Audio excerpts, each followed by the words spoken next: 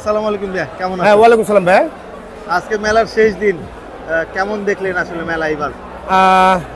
মেলার 3টা দিন 26, 27, 28 3 দিনই আমি অ্যাটেন্ড করছি। প্রতিদিনই আপনাদের দেখছি যে আপনারা পর্যাপ্ত পরিশ্রম করতেছেন, বিভিন্ন ফুটেজ নিচ্ছেন, গরুর ভিডিওগুলো নিচ্ছেন। আমিও চেষ্টা করছি মেলায় অ্যাটেন্ড করার জন্য।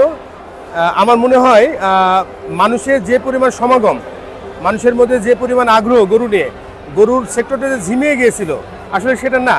মানুষ আসলে আনন্দ পাওয়ার জায়গাটা বা গরু নিয়ে কাজ করার জায়গাটা সীমিত হওয়ার কারণে মানুষের উপস্থিতি কম ছিল।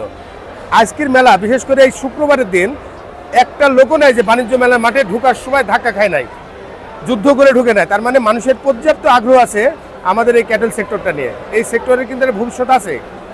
আমাদের ডিজাস্টার হয়েছে, এই সেক্টর নিয়ে অনেক ঝামেলার মধ্যে চলে গেছে, তারপরে আমরা কিন্তু সবাই মিলে যারা সেক্টরটাকে নিয়ে এগিয়ে নেওয়ার চেষ্টা করতেছি তাদের নিয়ে এগিয়ে যাচ্ছি।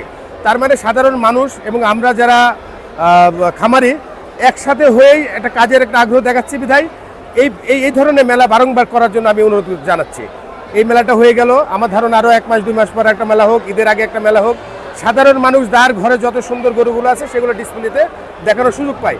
আর যারা খামার টু খামার ভিজিট করতে পারে না, এক জায়গায় এসে অনেকেই সব প্রোডাক্টগুলো দেখতে পারে। এই যে একটা মিলন মেলা বা গরু দেখার যে একটা সুযোগ, এই সুযোগটা বারংবার আয়োজন করা উচিত, এটা আমি আশাবাদ ব্যক্ত করতেছি। ঠিক আছে ভাই, থ্যাংক Thank ইউ you. ভাই।